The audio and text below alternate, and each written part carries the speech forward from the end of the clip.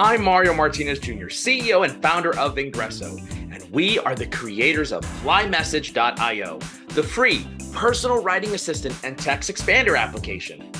On each episode of this podcast, you will hear from sales leaders, practitioners, and influencers to help you grow your sales numbers at scale. So, get your pen and paper or iPad and keyboard and start taking notes as you're now listening to the Modern Selling Podcast.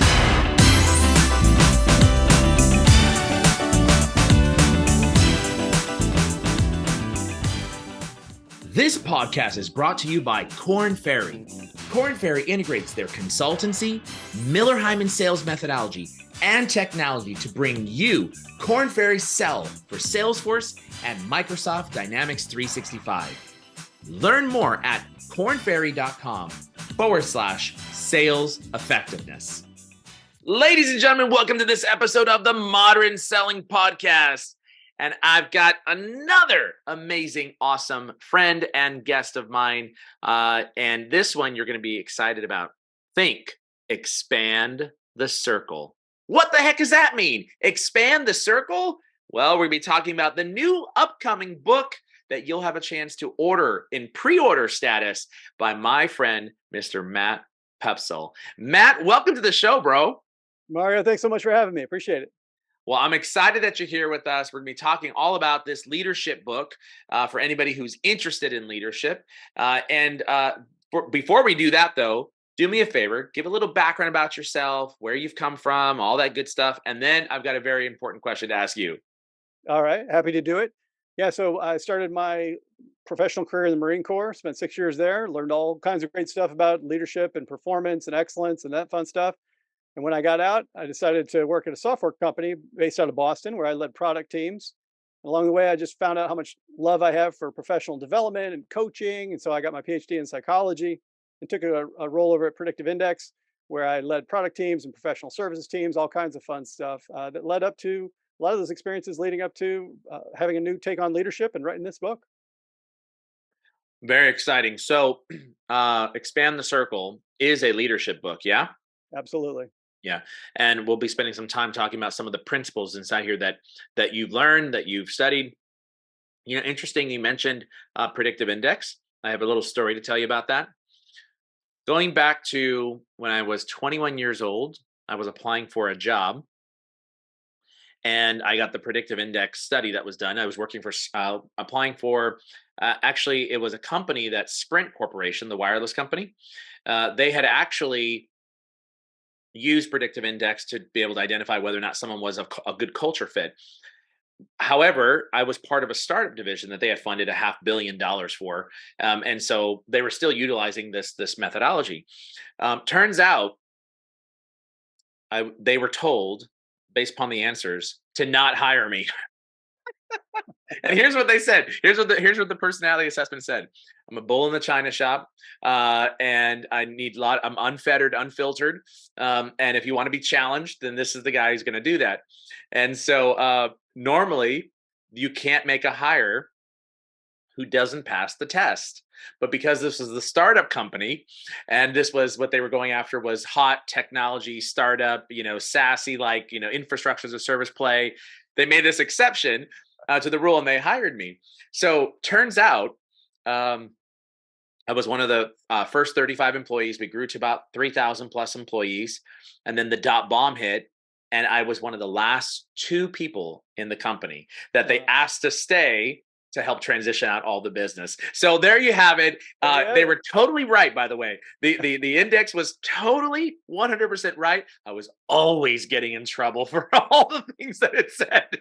So I just wanted to put that plug in, but that's the one thing I remember about Predictive Index when I said, there's something going on here. And I was like, I got to figure out who these guys are. But in any case, that's the story there. So what I was going to ask you though, was the special question I always ask folks when they come onto the show is, tell us something nobody knows about you, even if they're looking at any or all of their social profiles. And Matt, I know you're kind of an open type of guy, so I'm looking for something juicy, man. Give me something juicy here.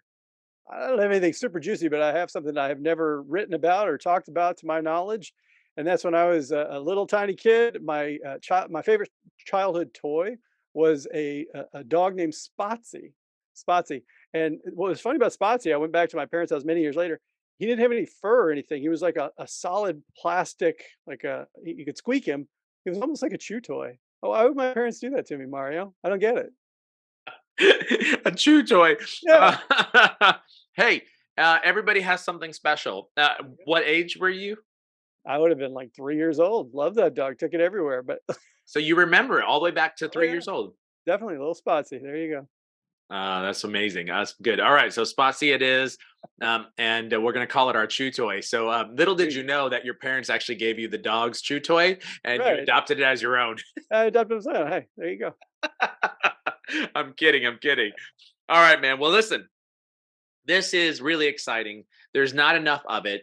Uh, Leadership books that really hit home and that inspire us to be better leaders. So, first, let's talk about Expand the Circle.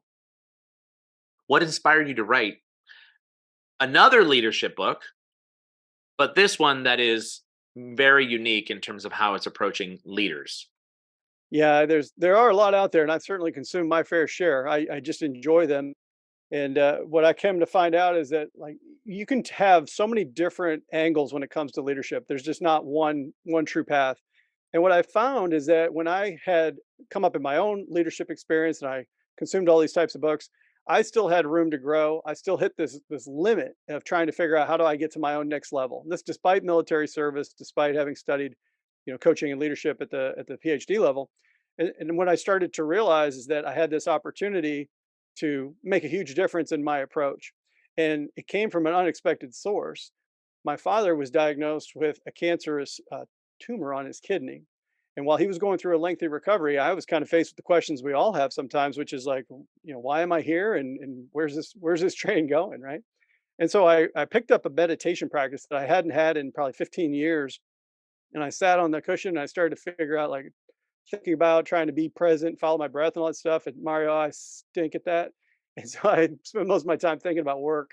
And inevitably, what happened was as I was trying to find these answers and at the same time thinking about leadership, it all kind of infused for me that there's this opportunity to take a more enlightened approach to the way that we do leadership. And the expand the circle uh, inspiration that I got came from a meditation technique where you wish well-being for yourself and then maybe to your family, maybe to like your coworkers, further out to maybe a stranger and out into the universe. And I thought, oh my God, that's exactly how I have approached my leadership.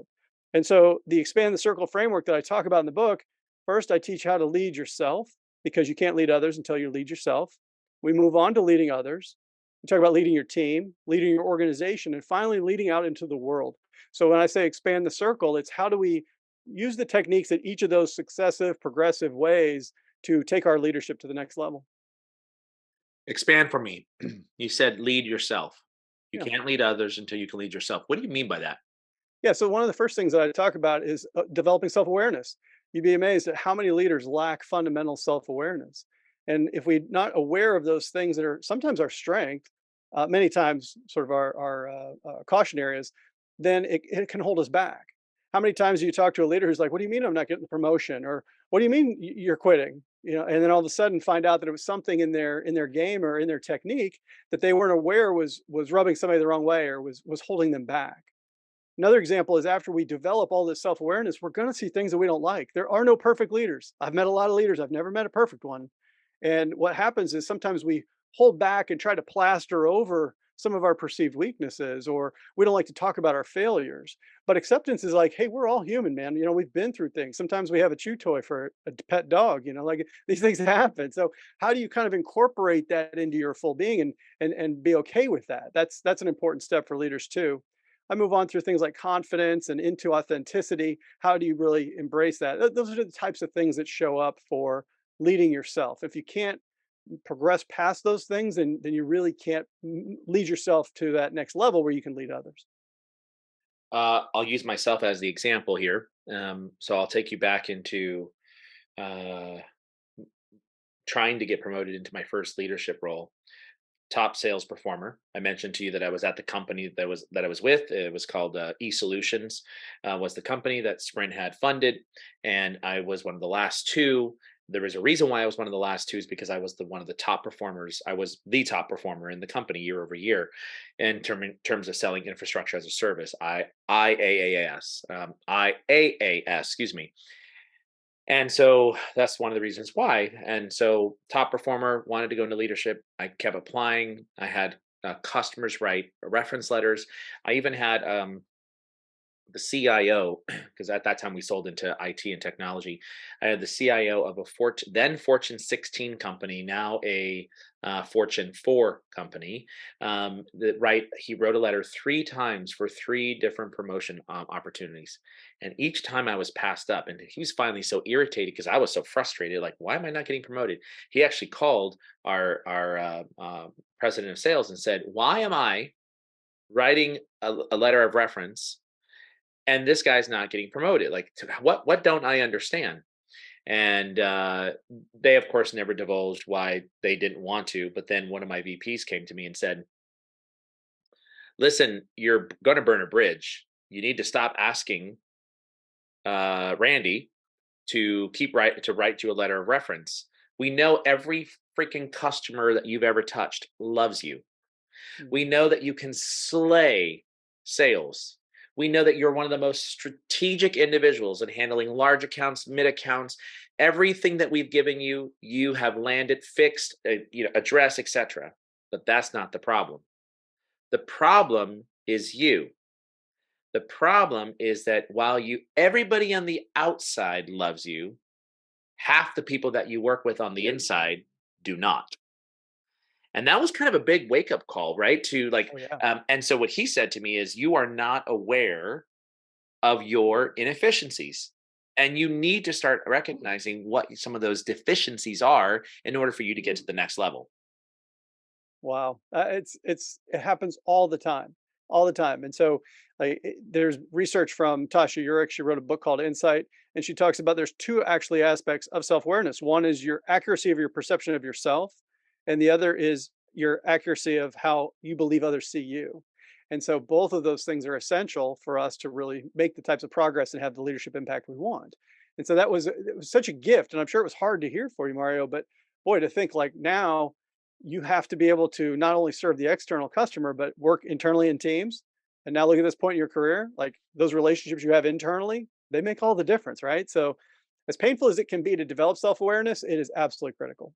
Yeah, well, interesting you mentioned that, because the only way I can make customers love me if I was fixing the things that needed to be fixed internally. Mm, But people were fixing them not because they wanted to be moved to fix them. They were fixing them because of the fear of the backlash, or because that was just their job to do it. right. But in the meantime, they were escalating at all angles from every different person. Now, of course, mind you, they didn't the company gave me problems to fix, and these were not easy problems to fix, because if they were easy, we wouldn't have unhappy customers. Absolutely. Yeah, of course. Right? Of So, course. so in some regard, when you get into these roles, there is always going to be someone or something that hasn't done their job right, or the process has broken, or something's wrong, that you're going to have to highlight. So you can't make everybody happy. However, can you bring somebody along that process as opposed to just cramming it down their throat? And I think that goes into really talking about, what another question I really want to talk to you about is, what role does leadership play in light of some of the challenges that we're seeing nowadays with people exiting, moving companies so quickly, and some of the challenges that we see even with our Gen Zs and millennials that are in the workplace, and what they're willing to take, what they're not willing to take. And there's all kinds of other challenges, but you can address the challenges as well. But talk about what role leadership plays in light of some of the challenges. Yeah, I like to say that leadership builds the bridge because a lot of times, executives will think, oh my gosh, what's happening with this great resignation or quiet quitting or all these terms like you've been using, or turn to their HR and chief people officer people and say, what are we doing about this? But the reality is that in the trenches, if you will, and at the front lines, you start to see that the leader is right there next to the people doing the job. And so let's take a look at a first level leader. They have every bit as much of an opportunity, and I would say a responsibility, to make sure that the individuals on the team can see themselves in the company's mission. How do they connect the dots to what they're actually doing? How do they create alignment between the needles they're moving as a sales operations person, for example, and how that helps the company in its grander mission and the things it hopes to accomplish for its stakeholders? That the leader's in a perfect place to do that. Unfortunately, some leaders, don't take that opportunity, even though they have proximity to the potential, right, and to the purpose, and all these types of things. So that's where I think leadership makes all the difference, because no HR team can scale that infinitely. And the executives, it's not just about spending money. The reason we're seeing this being such a need is because in this current economy, a lot of people have a choice. And what they're saying is, I can get my needs met at a lot of different jobs, right? So I can having my basic needs met is not the issue. It's the fact that I have what I call three killer bees: being, belonging, something bigger than myself. These are the things that people want, and they're unspoken needs. The reason I call them killer bees is because when those needs don't get met, it kills their productivity, it kills their quota attainment, it kills their intent to stay, kills all those things. So when they're coming in and saying, I have needs beyond the paycheck, beyond the foosball table, beyond the pet insurance and all these perks that employers are like, I'm giving you everything. And people are like, yeah, but you're not giving me what I really want. I want to feel that I belong to a team here, and my manager doesn't seem to care. They only talk to me about the number. Or I want to feel like I'm serving something bigger than myself because I've been through the pandemic and I reprioritized my life, and maybe I knew some people who kind of lost their jobs or whatever. And the manager is like, I'm all about the business. Well, you have to be human. And that is only ever going to be the manager's job, to bring leadership in and to check those boxes and make those critical connections, as I call them. I'll tell you a story. Tell me if this is what you mean. Recently, working with one of my leaders, I observed and he observed that one of his subordinates was like not jiving. You can tell certain comments on calls, and you hear it once, maybe you're like, okay, no big deal. Then you hear it on the next call, you're like, that's interesting. And then you hear it for the third time, you're like, uh, there's something there. Right, right. So fortunately, the manager actually was observing the same thing, and so he brought it up to me, and I said to him, I observed the same exact thing. Interesting that you mentioned that. And I said, let me ask you a question. When was the last time that you actually asked the individual, hey, are you married, single, have kids? What do you like? Where do you like to travel to? Like, what do you do on your spare time? You work 8 hours out of the day, but what do you do for fun? What's your culture like? Have you taken the time to ask any questions about them? When was the last time you did that? And of course, the answer was, well, to be honest with you, I've just been so focused on we got a product to get out, a task to get out, a service to be able to deliver that I really haven't thought about that. And I said, why don't you try forming connection? See if that actually helps improve these snippets of comments that we're hearing coming back and forth. I think that's what you mean when it comes to belonging, and or being or something bigger than myself, like developing Yeah, some sort of connection with an individual. Is that right? 100%. What you're describing is being human at work. And what I find is that in organizations, especially when the pressure's high, we're about to come to the end of the period, you got to put the revenue number up or whatever it might be, get the product out the door. Then all of a sudden, these things tend to dehumanize the work experience because it's all about the technical bits. It's all about making innovation happen and making technology investments and reconfiguring processes or driving efficiencies and all this gobbledygook that makes it pretend like these things are going to happen without people. But the reality is that every business problem is a people problem. Every business opportunity is a people opportunity. And so when we allow ourselves to be human at work, then all of a sudden we make that connection like you're talking about. This person was basically sitting here thinking, I come to work and I might as well just be a piece of AI. I mean, you're just absolutely just talking to me all the time about all the technical bits, but maybe I have a kid at home who's like sick and we don't know why yet. Like that is a very human moment that they're not talking about because you've not created space for it. So when I go through the framework and I talk about things like trust or psychological safety, these things are not just nice to have. The reality is they drive real business results. We see higher levels of innovation, higher levels of profitability, higher levels of creativity and problem solving. They're all related to these very human things. But as leaders, we've not taught how to do that. And I think that there's this real leap of faith of saying, okay, but if I chat them up about, their spouse or what they like to do on the weekends, how's the work ever going to get done? You're like, you're missing the point. This person's work is not getting done because you haven't done those things. So it's making that connection and changing the mindset. And that's the reason I call this an enlightened leadership framework, because enlightenment is, and you think about the age of enlightenment, it's all about being open to new ideas and moving away from outdated, things that just don't work anymore. That's where leadership is today. And that's why we have to take this new approach. So expand on this enlightened leadership. You just gave us a very simple definition, but Yeah. your book talks about, of course, Yeah. enlightened leadership. What is it, and expand on that? Yeah, so we've seen leadership in different theories progress over time, which is great. So we started off with this authoritarian type, do what I say because you have to, otherwise, bad things happen. Moved into things like transactional leadership, which is outdated now, but it's still in common in some organizations where I'll pay you the minimum to do the job and you'll do just enough not to get fired. Like, okay, that's not a great thing, but it does still happen. Moved into things like transformational leadership, where the relationship with the manager was important, into servant leadership, where now I'm a coach to you and I'm trying to unblock you and help you optimize yourself, and more recently into something like authentic leadership. But the challenge is that all of those things are still focused on me as the leader primarily, and what am I doing? There's not the same sort of selflessness that we see in new things like conscious capitalism, or this being part of something bigger than myself. Remember we talked about that earlier? So the work and the worker have both evolved, but leadership hasn't kept up. So when we say enlightened leadership now, it's this integration of what I would call timeless wisdom, primarily from the East, as well as new techniques and proven science, primarily from the West. How do we integrate these two things together in a form of enlightened leadership that uniquely meets the needs of today's modern work and modern worker? Okay.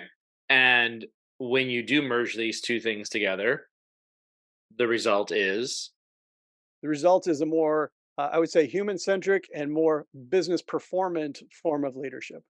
mhm. And what happens is when you start looking at something like in a team based environment.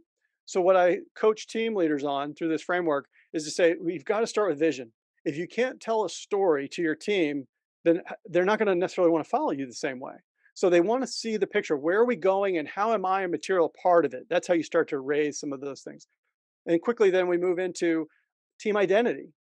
I mean, how many sales teams do you know that have fun names and they're kind of proud of their names versus we're just the Northeast region? Like, oh, okay, great. That doesn't feel as much as I saw one that was Peaches and CRM. That was one of the sales team names that I saw. Who's the boss? That was another sales team name I saw. And it's like, okay, great. We're having some fun with it. You have some team identity, important for that belonging, right? And then is my favorite one, which is cooperation. How many times do we see sales teams that need to compromise in some way? I need to take some of my selling time to coach a business development rep who's a little bit, younger than I am, a little bit earlier, less experienced, and I need to coach them on their game because we're in this together. Not every high performing sales rep is demonstrating that type of leadership and bringing the group along with them when there's not a direct payout for them. And they're like, why should I do that? Well, because we expect more now. We need more than just your number. We need you to be investing in the team's welfare and performance as much as your own. Like that's next level leadership compared to, something a little bit more transactional. and uh you do talk a little bit about the new world of work. Yeah. Um how First off, what do you mean when you say that? And then how is that impacted with this concept of enlightened leadership? Yeah, we've consistently been moving away from an industrial nation to services, now to a very connected economy.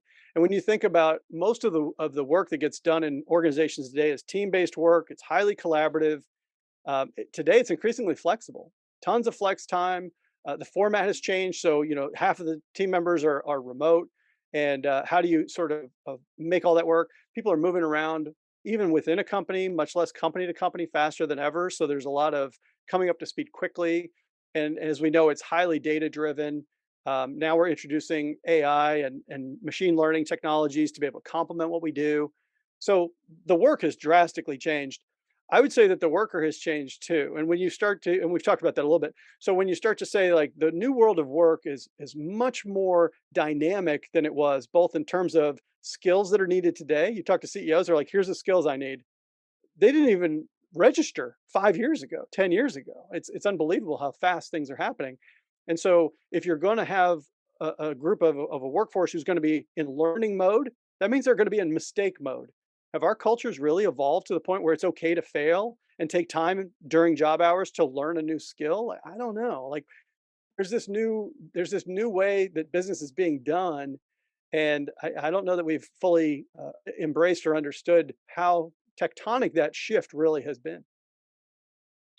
I want to tell you something that I did today, as a matter of fact, and tell me if this is what you are talking about in terms of this new world of work and this connected economy, if you would, but learning how to be connected to our team, uh, helping to create a sense of belonging, and showing some people that it's something bigger than myself. And these are all the key words that I'm hearing from you.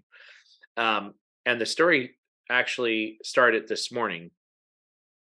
And before I finish this story, we're going to listen to this message from our program sponsor. Corn Ferry understands talent, and in the sales world, it's no different.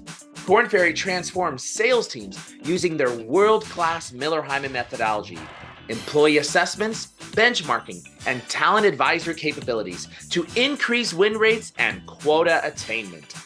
Corn Ferry offers Corn Ferry Sell, a sales effectiveness app available in App Exchange and App Source that helps your sales team develop and replicate powerful sales strategies that help sellers win more deals and crush their quotas. Learn more at cornferry.com/sales effectiveness. That's cornferry.com/sales effectiveness. Okay, right before that program break, I was mentioning to you this story. So this morning I woke up, and in the pandemic, we expanded fairly vigorously to outside the United States. In fact, majority of our company is outside of the United States. We have 3 people that are in the domestic US, my co-founder, myself, and Stan Robinson Jr. And everybody else, the other 20 some odd employees, they're all over the world, from Egypt to Nigeria to the Philippines to South America to Germany, India. Everybody's everywhere. So this morning I woke up and I said, I don't feel connected. Uh, in July, we did an all hands company event, which was in Cartagena, Colombia. And we brought everybody there, almost everybody there. And I just started thinking about, man, I don't feel connected. And there's something to be said about working in a virtual environment that is truly an amazing, opportunity to be able to work from home, and everybody loves it. But on the flip side is you don't get to connect with people, right? So this morning I started looking back at some of the pictures from Cartagena, and I started dropping them into our chat channel for the all company chat. Things that I sent some pictures directly that were like the blackmail pictures that I have of my COO. Where there's actually a great one where he was actually changing behind the scenes, and I got all the body shots of him changing. He was so hot about that. And so I sent that directly to him individually. He said, man, I was just looking back at it, this was funny. And he wrote back, oh my God, that was hilarious. And he said, my face on these pictures. And then I started putting more pictures in videos into the chat, which then precipitated other people to start adding their pictures from this event. And I just told everybody, I feel disconnected. I was just reminiscing, and I was thinking about all of you guys, and I can't wait for us to return. And then everybody started saying, well, when's the next one? When's the next one? Well, how do we do this, right? So that was something that I kind of felt in this new world of work. Is that some of the things that you're talking about? 100%, Mario. When you start thinking about the awareness of saying, I'm not feeling quite right. So having that awareness of saying, I'm feeling like something's missing. It's not the end of the world. It's okay. We can win. And then having the vulnerability and the willingness to acknowledge it publicly in front of your team and saying, I feel disconnected. That would have happened, in the past in many organizations where that would have been seen as a sign of weakness. And you're like, How do I turn this into a strength? How do I say, like, I want us to be connected? And you took action and you started to refresh something that you already had as a shared experience. Other people got to collaborate and pile in. So their level of belonging, like, oh, I submitted a photo too, and it got engagement from my coworkers. So now they get to actually experience the benefit that you're experiencing in this kind of an upward spiral. And then immediately they were like, let's talk about what's happening in the future. When are we going to do this again? So now they have something to look forward to. Because if you put something on the book someday, it's like, great. So, all these things are like social bonds and ties. So all of a sudden, I think it's a fabulous example. And I'll call it an everyday example because we have this opportunity every day. You had it today and you took full advantage of it. How many leaders out there have the same opportunity today, but didn't? Because they didn't feel the culture was safe, or they're worried about how they might be perceived. It's like, we have to get over this and have to take on this more enlightened form of saying, no, I can be human at work and I can still get the job done. And in fact, if I'm not human at work the way you were today, job's not going to get done. People aren't going to be as tied. And when they're in Egypt, pick one example, there's a lot of opportunities they have to kind of drift away. You pulled them back in, right? You tightened up that group, and that's really important to do that. So let's go back to the concept of expand the circle. Connect for me because I'm not connecting. The title of the book is Expand the Circle. That's right. How do we do that based upon everything that you just were talking about? Yeah, I think I love starting with self, learning to lead yourself, especially for early career professionals, is absolutely the best place to begin. And look and saying, how much self awareness do I have? How can I get 360 feedback and really take it seriously? How can I give myself a break and show myself a little bit of a courtesy when it comes to not being so hard on myself about certain things? All that fits into leading yourself.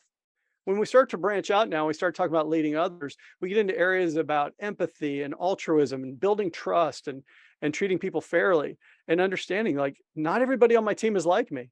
Like, you shared the example earlier about, in very early in your career, you learned about being a bull and like all these things. Not everybody's like that. So if you just treated everybody the way you would want to be treated, that could be exactly what was wrong. What the wrong approach with some people. A lot of leaders haven't learned that yet. So that's where, when you get into fairness, it's about saying, stylistically, we can be different, but we can negotiate a way to work together. And then when you expand that even further, and we say, now we're at the team level, now all of a sudden we can take our leadership and start to make sure that we're setting that collective vision for the team, and getting into other types of aspects that show up in the team dynamic, commitment to the team, and all these things before we move on to the organization level and then eventually out into the world. So as the layers get bigger and bigger, the techniques change slightly, but they kind of build on each other as we go. Well, I like to say, Matt, that I've learned about being the bull in the china shop. I've learned, and I've mastered that, but I haven't. It's hard. it's You got a it's a lifetime work of it. it's a work in progress, and I think it has a lot to do with just where I grew up at, and the school of hard knocks, and Oh, the 100%. environment and everything. But I will say this, that I am extremely aware of my very direct approach, and every person that comes through our organization I interview. And the reason why I interview them is not to assess whether or not they're capable, because that hopefully somebody else did that job. But I always review with every single person my style. And I talk to them about the direct approach versus the non-direct approach. And I give them an illustration. There's leader A, leader B. Here's a situation that happens.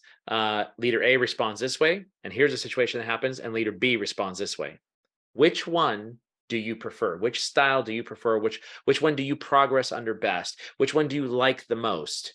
And inevitably, I end up telling them I'm leader B, right? That's who I am. And in order for this to work, you've got to be able to be comfortable with leader B, because I'm not changing. I haven't changed. But what I won't do is I'll never cuss at you. I'll never swear at you. I'll never call you stupid, but I will hold you accountable. I will absolutely tell you when you've missed the mark. And I will absolutely tell you that these things are not acceptable. Right. Doesn't mean I don't love you or care about you, because just even today, I sent somebody a note saying, hey, how's everything going with you recuperating from COVID? Right. Do you need anything? Should we get anything to you and your family? Right. So those are the types of things that I think I've done personally, but I've also become that self-aware that if someone who's coming into my organization, I want you to know this is my style. and I need you to be comfortable with that style. And some people say yes, and they really aren't comfortable. And we learn that over the course of time, and we help to find them a new leader that they could work with, or a new home, as an example. 100%. And I feel like what's great about that example too is that you recognize that there's this middle ground, right? So I can't change who I am. This is how I am, but I can make you aware of it, and I can, provide an open door. And you can also say, if it ever gets to be too much, because I'm in the moment, which happens sometimes, where I'm like really excited about something, and I tend to get even more direct than you're comfortable with. Here's what I'd like you to do. Will you be okay approaching me and telling me, hey, it's getting a little hot in here, or whatever my code word is? Then the answer is perfect. That's fine, because you've been transparent about it up front, and there's this sort of consistency that can be expected. Now we're having a conversation, we're having a relationship. It's not like I'm just, on the receiving end, it's just like it's my way or the highway. Well, okay, Yeah. that might have used to work, but now employees have choices. They Yeah. can work in different places. And even if they don't, when they're working half a world away, you want their head in the game. You want them to be with you on that journey that you're on.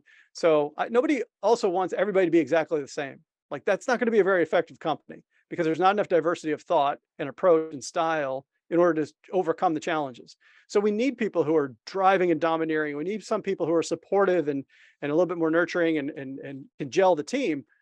But what we really need is to make sure there's a dialogue, so we can make sure that our styles don't sort of get the worst of each other, that we get the Right. best of the combination. So let's connect this for sales leaders. I would argue that sales leaders and sales reps have one of the toughest jobs in the organization. Nothing happens until someone buys something, Right. right? Nothing happens until someone buys something. And sales leaders, salespeople, we represent the 5% of the world that will put their whole livelihood, mortgage, car, children's education, everything off of hitting a quota. Hmm. So bring the connection home for me. What's the connection for sales leaders when we talk about, expanding the circle, enlighten leadership, etc.? Yeah, and when I was coming up as a product person, I just always had the mentality that I tried to drive for myself and for my team, which is, if you're not in sales, you're in sales support. Because if you don't carry a bag, then you need to help the people who do. You do that through the way you build your product, the way you respond to customer issues, whatever it might be. I think there's too many parts of the organization that are like, oh, sales is over there, and that's that thing that I don't like to talk about or think about. It's like, well, no, that's the wrong attitude. We're all in this together, right? And it's not an easy job, as you pointed out. For sales leaders, I see there's two kinds. There's kinds like you had fought hard to get promoted and to be able to become a people manager. That happens. The other is when the organization looks and says, here's one of our top performers. I have a brilliant idea, right? We've all heard it. Let's make them a manager. And all of a sudden, we didn't ask if they wanted to be a manager. We didn't help them explore their awareness of gaps. We didn't give them any resources to be able to close off on gaps. We just tell ourselves, boy, if they're that good, think about how much better that whole team will be if we just make them in charge.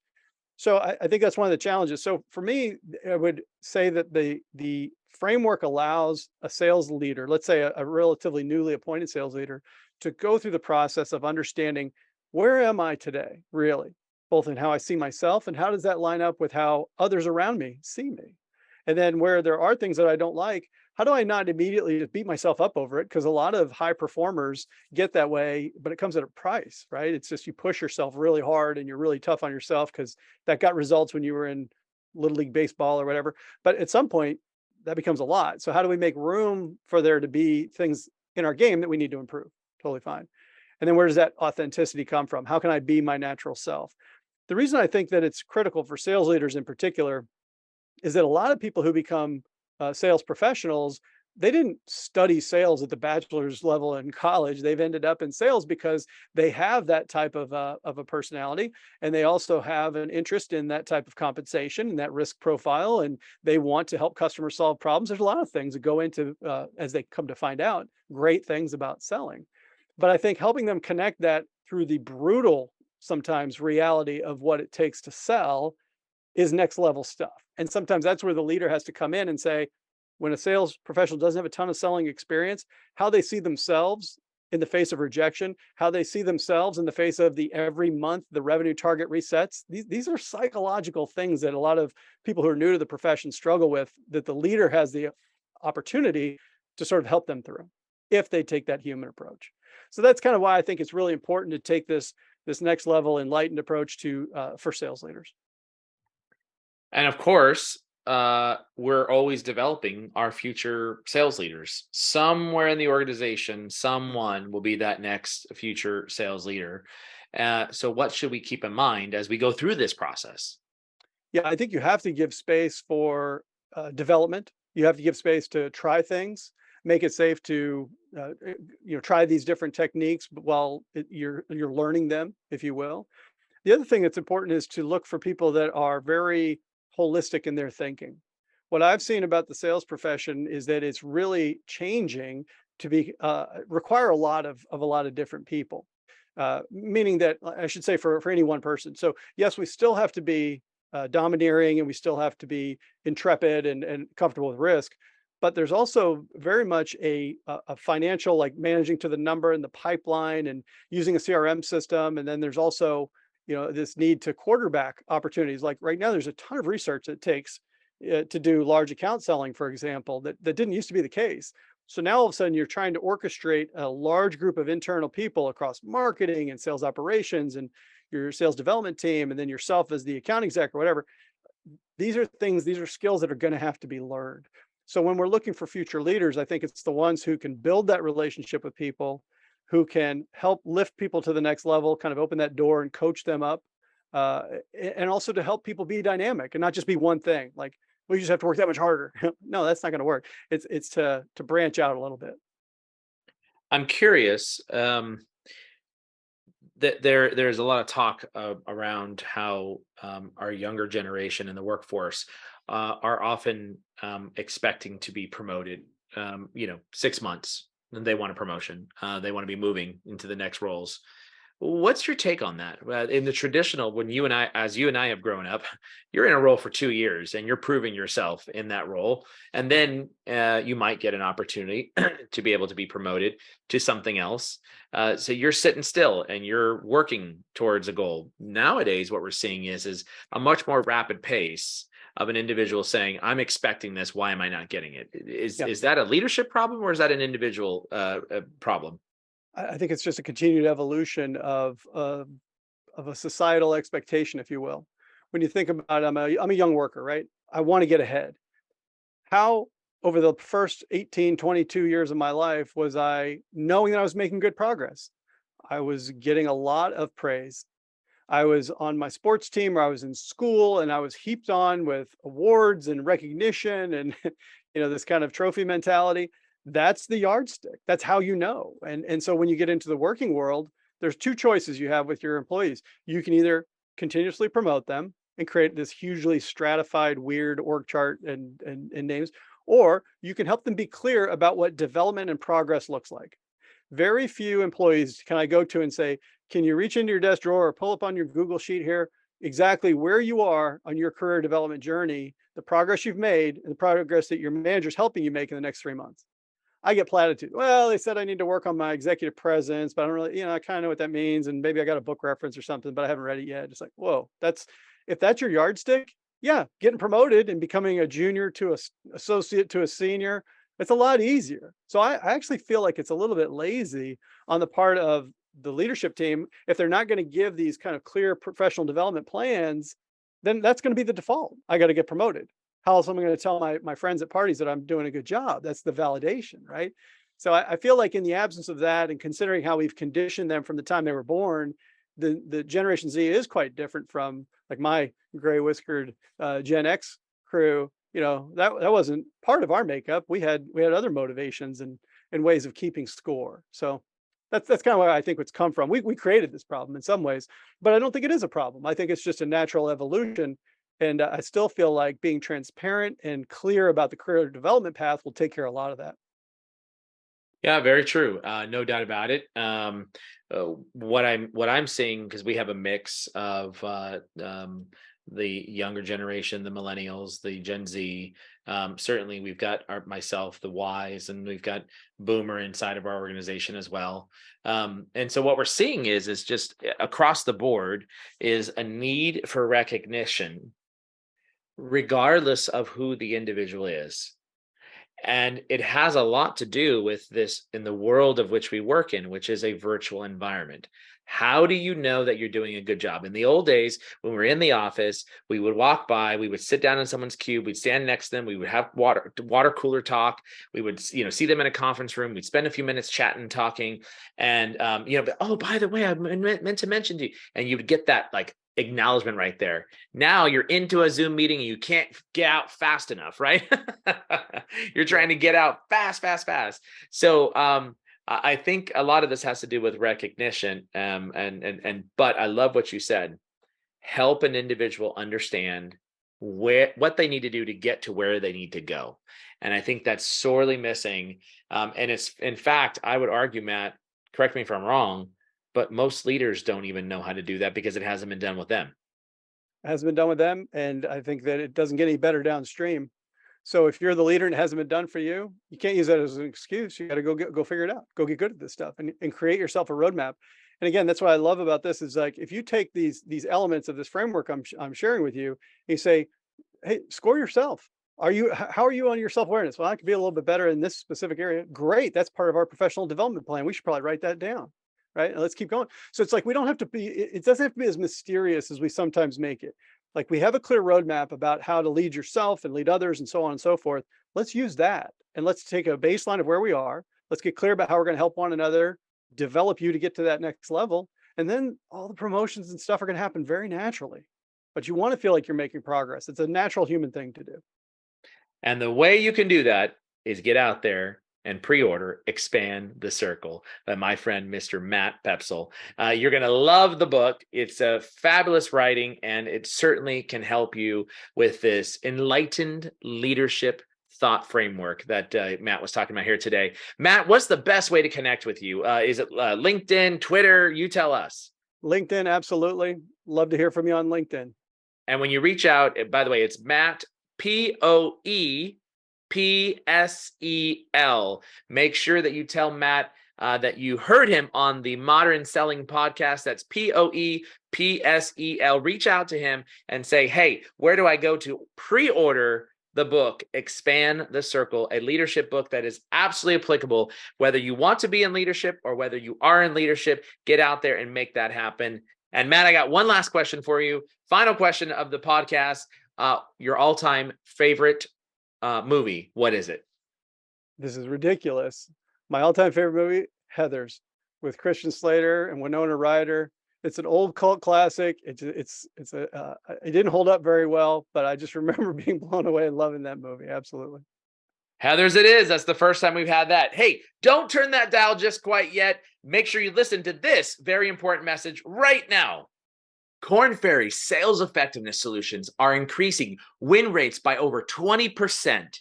Find out how they can help your sales team.